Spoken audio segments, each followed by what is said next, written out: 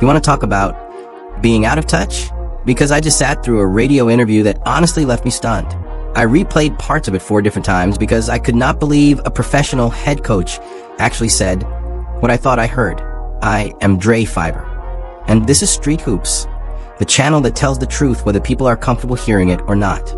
And today, that truth is uncomfortable for Stephanie White, the Indiana Fever organization, and everyone defending the way this team continues to handle Caitlin Clark. This entire situation is about communication. More specifically, the complete lack of it. It is about transparency, accountability, and understanding the responsibility that comes with coaching the biggest draw in women's basketball. Because when fans spend their hard-earned money to see Caitlin Clark play, they deserve honesty. Instead, what they are getting feels like confusion, mixed messaging, and frustration. Stephanie White sat down for a radio interview and admitted she was surprised fans were upset after learning Caitlin Clark would not play. That was the word she used, surprised. And honestly, that one word says everything about the disconnect happening inside this organization right now. Let us really break this down because context matters. This is not a one-time issue. Fever fans have already dealt with situations like this before. Last season, there were multiple moments where Clark was expected to play, listed as healthy, or cleared publicly, only for plans to suddenly change late. Fans felt frustrated then, and many believed the organization was not being fully transparent about her status.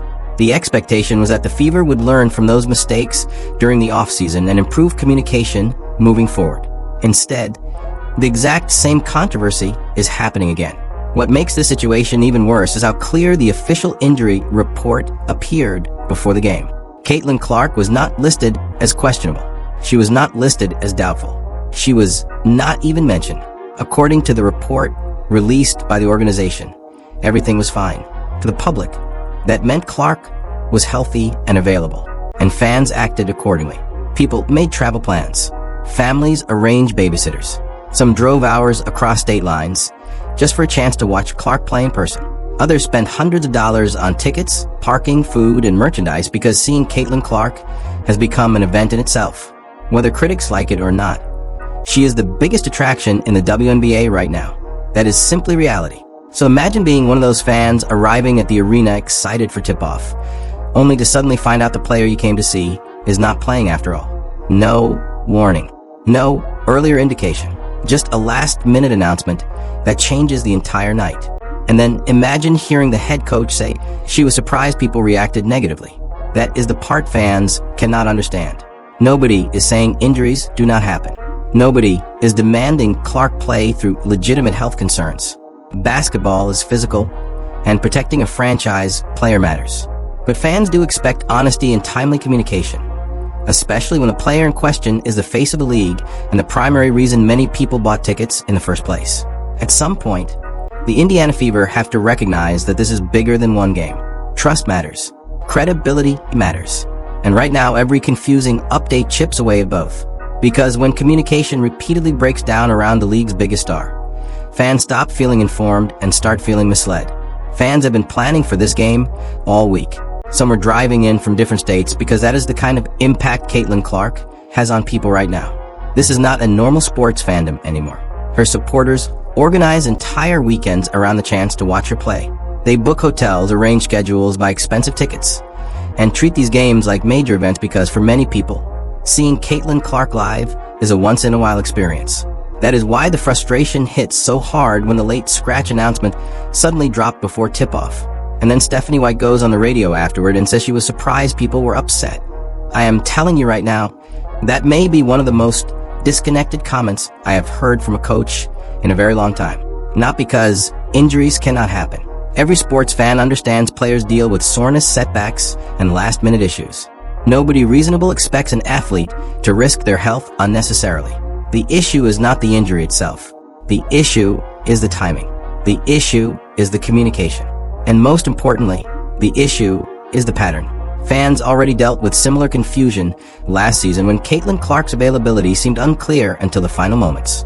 There were multiple occasions where everything appeared normal publicly, only for sudden changes to happen late.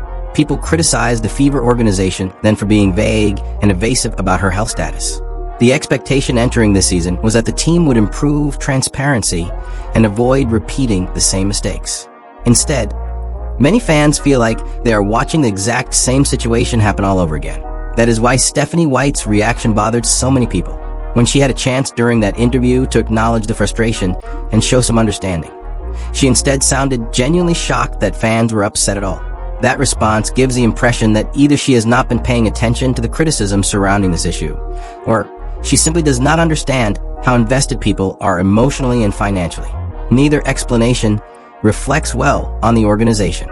Then came the Kevin Durant comparison, and honestly, that only made things worse. During the interview, White tried to compare Caitlin Clark's late scratch to Kevin Durant missing the opening game of a playoff series. The problem is those situations are not remotely the same. When Durant sat out the final regular season game before the playoffs, fans immediately knew there was something worth monitoring. There was already visible context suggesting he might not be available for Game 1. Supporters had time to mentally prepare for that possibility because there were warning signs leading up to it. That was not the case here. With Caitlin Clark, the official injury report reportedly gave fans every reason to believe she was healthy and ready to play. No questionable tag, no doubtful designation, no public indication that anything was wrong. From the outside looking in, everything appeared completely normal until the last-minute announcement changed the situation entirely. That is why the Durant comparison does not work. One situation involved visible uncertainty beforehand. The other involved fans feeling blindsided minutes before the game after being told everything was fine. Those are two completely different circumstances, and fans absolutely recognize the difference. The official injury report told fans everything was fine. That is the key point people keep coming back to. There was no warning sign, no questionable tag, no indication that Caitlin Clark might suddenly be unavailable. Fans were given every reason to believe she was healthy and ready to play. And then minutes before tip-off, the situation completely changed. That is why the Kevin Durant comparison falls apart the moment you actually examine it closely. Durant sitting out before a playoff opener came with context. There were already visible signs that something might be going on physically. Fans had information they could factor into their expectations. With Caitlin Clark, there was nothing. The official messaging from the organization pointed in the opposite direction. That is why so many people felt blindsided. And that is why Stephanie White comparing the two situations rubbed fans the wrong way. Because at some point, it stops feeling like an honest explanation and starts feeling like deflection. And fans are smart enough to recognize the difference. But honestly, the most fascinating part of this entire situation is not even the injury conversation itself. It is the underlying tension surrounding how the Indiana Fever publicly framed Caitlin Clark's role within the franchise. If you listen carefully to Stephanie White's full interview, it almost sounds like two completely different versions of the same coach speaking. At certain moments, she sounds dismissive of the criticism, almost confused that fans are reacting emotionally at all. She comes across like someone operating entirely inside the basketball bubble, disconnected from the outside perspective. Then suddenly the tone shifts. When asked directly who the number one offensive option on the team is, Stephanie White answers clearly, Caitlin Clark. Now that answer matters far more than people realize. Why? Because it directly clashes with the messaging surrounding this team throughout the offseason. For months, the public conversation around the Fever emphasized balance, system basketball, and spreading offensive responsibilities around the roster. The narrative was not this is Caitlin Clark's offense. Instead, the messaging focused heavily on committee basketball and multiple scoring options. Then came the comments from Sophie Cunningham, which generated major discussion across basketball media and fan circles. Her remarks suggested the offense was being designed primarily around Kelsey Mitchell, whether intentional or not. That comment created a massive reaction because fans immediately interpreted it as evidence that the Fever were minimizing Clark's role offensively. To be fair, Kelsey Mitchell is an excellent player. This is not an attack on her talent or contributions. But organizations also have to understand the reality of their business model. The Indiana Fever are not experiencing this explosion in ticket sales, television attention, merchandise revenue, and national media coverage because fans are fascinated by offensive balance.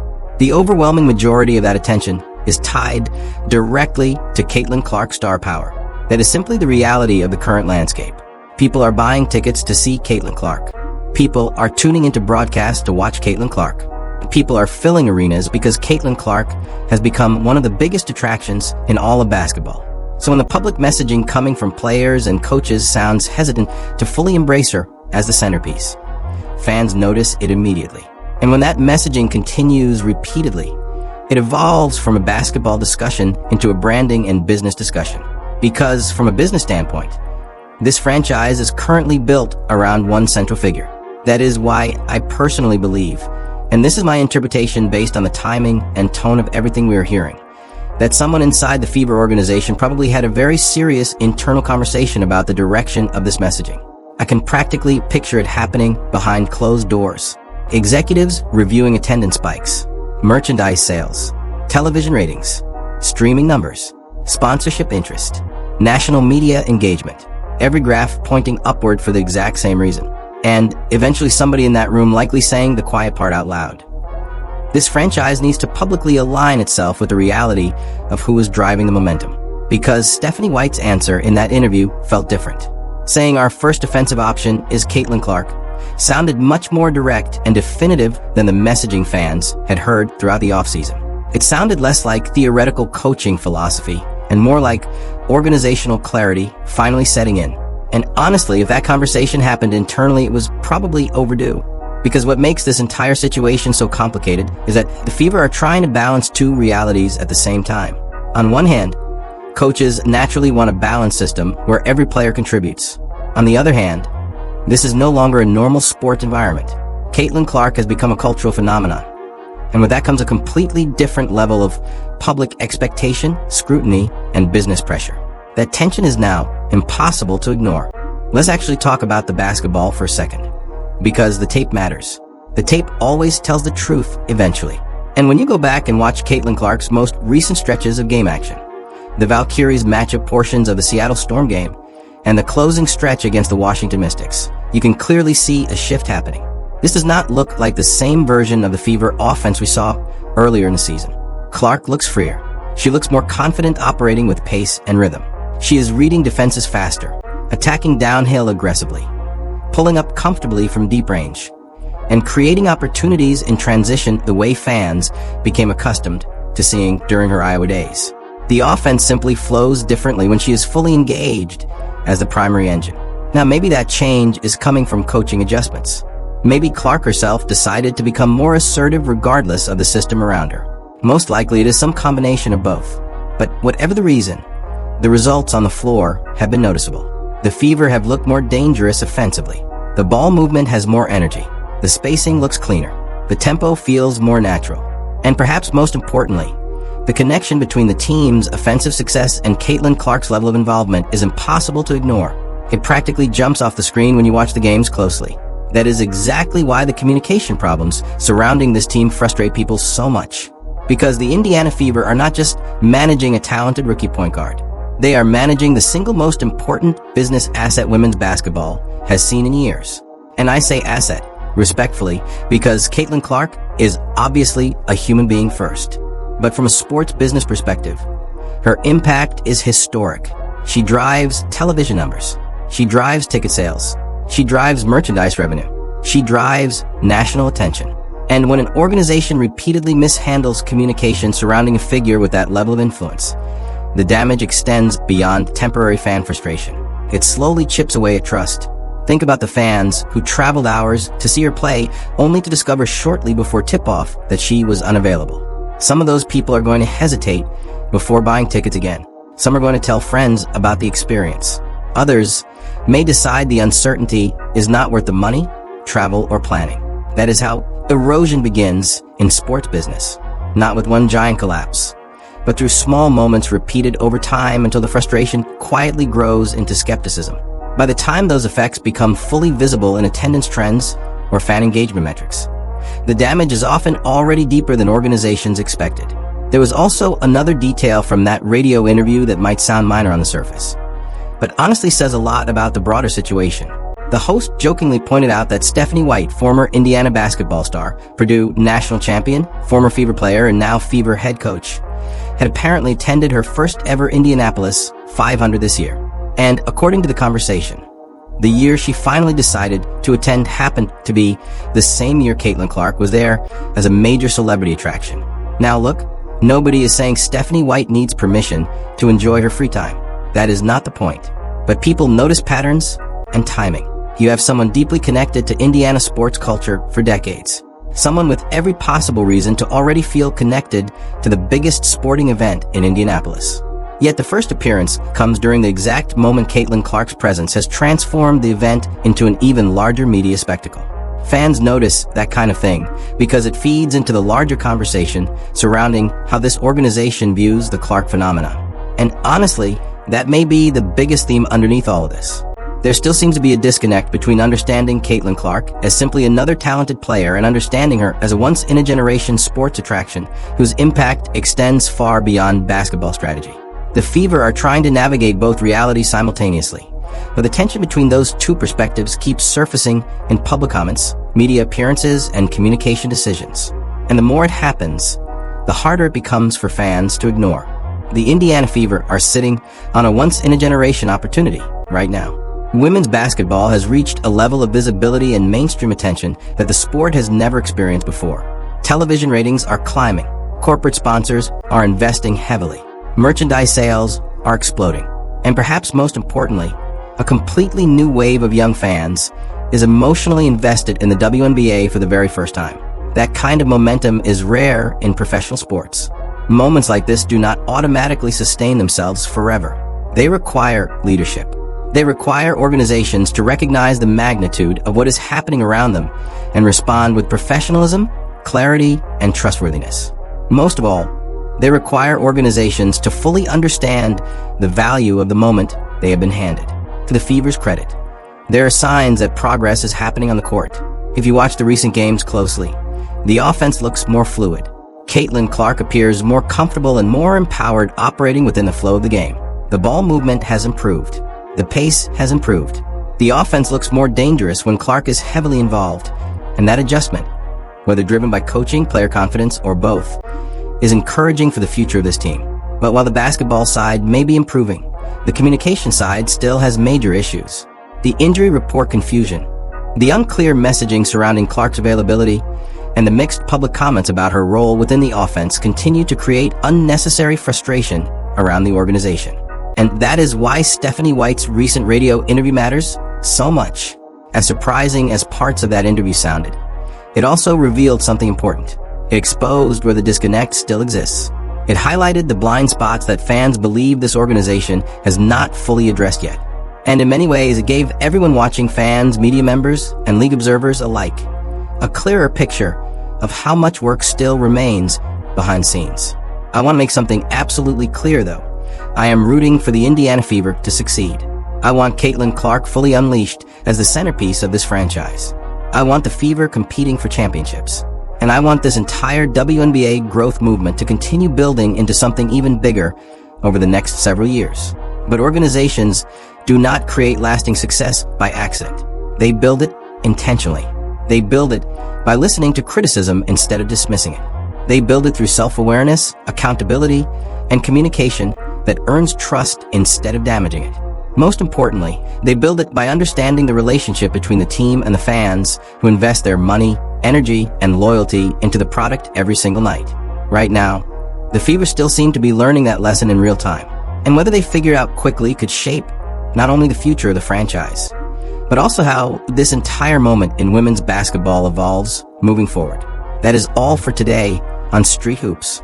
If you made it this far, you already know the drill. Hit that like button, drop your thoughts in the comments, and let me know where you stand on Stephanie White and the direction of this organization. Do you think the Fever are finally starting to figure things out, or are they still one poorly handled situation away from another major controversy? Subscribe to Street Hoops if you have not already joined the community. We keep the conversation honest, direct, and unfiltered every single time. I am Dre Fiber, and I will catch you in the next one.